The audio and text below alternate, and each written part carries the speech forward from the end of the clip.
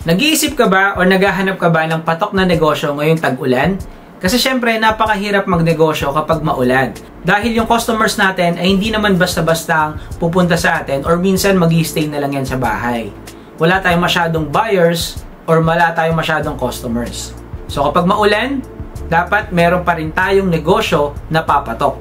Para kahit naulan guys, ay meron pa rin tayong blessing na matatanggap. So kung gusto nyo pong magkaroon ng blessing guys, mag-like and follow or mag-subscribe ka or i-share mo ang video na to at mag-comment ka ano bang masasabi mo or ano bang negosyo na pwede mong itanong or i-share mula sa video na ito. At kapag napili ko yan guys, ay makakatanggap kayo ng blessings mula sa Joseph's Blessing. Okay guys, simulan na natin. No? Ano nga ba yung 5 negosyo na gustong i-share ko sa inyo na patok or kikita talaga kahit ngayong tag-ulan? At syempre, abangan nyo po yung number 4 guys kasi yung number 4 yung pinaka sa tingin ko ay kikita sa lahat talaga. Dahil maganda, dahil kailangan na kailangan ito ng tao kapag maulan. Although lahat naman ang sasabihin ko sa inyo, yung 5 ito guys ay mayroong mataas na potensyal na kumita. So, unang-una sa lahat guys, syempre hindi mawawala dito yung pagkain. So, pagkain guys.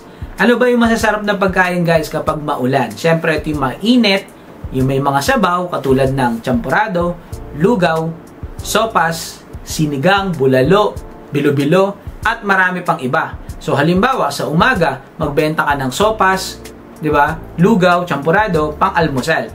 At kapag naubos na 'yan, pagdating naman ng tanghali, magbebenta ka naman ng ulam. So sa mga ulam, kahit ilan lang guys. Kahit meron ka lang bulalo, meron ka lang pares, meron kang sinigang, meron kang nilaga. Hapon naman, merienda naman guys, bilo-bilo. Marami ang naghahanap nito guys kasi mainit at masarap kumain ng bilo-bilo lalo pag merienda. So ayun po yung ating una, pagkain. Essential ito guys, syempre meron at meron bibili sa atin. Lalo pag na-market natin ito at syempre kapag masarap yung luto natin. So pangalawa guys, delivery. So maraming sa atin ay ayaw nang lumabas ng bahay kasi nga maulan.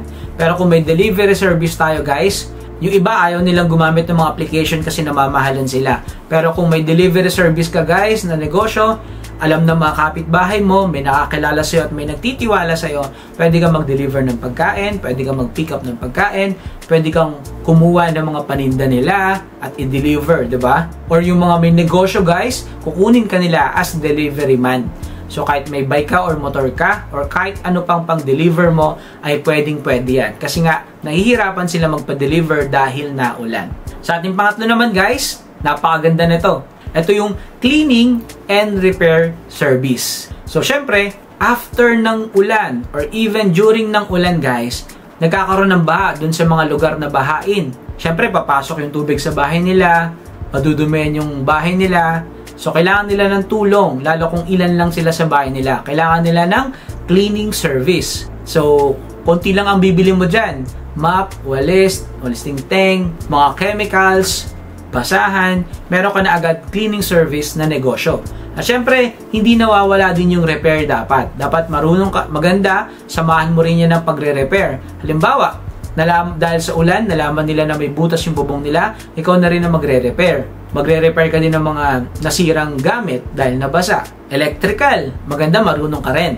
So, ayun po yung ating pangatlo, cleaning and repair service. Kadalasan yan, mabenta yan kapag katapos na ng ulan or ng bagyo. So, pang-apat naman guys, ito yung sinasabi ko sa inyo na kahit nasa bahay lang guys, ay pwede talagang pumatok or umasenso kayo dito sa ganitong klaseng negosyo. Ito po yung laundry service. Marami sa atin na hindi na naglalaba kasi maulan. Walang masasampayan dahil mababasa lang ng ulan. Pag sa bahay naman, walang silang masampayan sa loob ng bahay at hindi rin natutuyo. Siyempre, maubusan na sila ng damit, lalo na yung mga nagtatrabaho, papasok ng opisina, wala na silang damit na masusuot. So, kadalasan, ang natatakbuhan talaga nila ay laundry service. So, syempre, dadalhin lang nila din yung laundry nila or yung damit nila, papalaban nila, at kukunin na lang nila na tuyo na, malinis, mabango, tuyo na, nakatopi na. So, ganun din guys. Kung meron kang space sa bahay, pwede kang magsimula. Bumili ka lang ng washing machine na merong dryer, yung tuyo na agad guys. Medyo malaki lang yung budget, Pero kung meron ka naman ganitong klaseng budget, kaya mo naman bumili, bakit hindi? So pwede ka magsimula sa ganitong klaseng negosyo, kahit nasa bahay lang, kahit isang unit lang, ay pwede ka na magsimula sa laundry service na negosyo mo. Okay, di ba? So kung naganda ka sa number 4 natin na negosyo, i-comment mo yan sa comment section.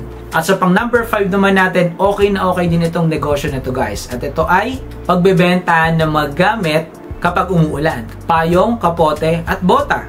So pag may mga paninda kang ganyan sa mini sari-sari store mo, or kahit nagbebenta ka online, magiging patok yan, magiging mabenta yan guys. Kasi kailangan talaga natin ng payong, kapote, kapag maulan. Minsan, bota pa kasi pagbaha, di ba? So, ayan po guys, yung ating 5 patok na negosyo kapag maulan. So, i-comment mo sa comment section guys, ano ba yung masasabi mo sa video na to? Ano yung nagustuhan mo sa video na to guys? At sa tingin mo, pwedeng maging negosyo para sa'yo.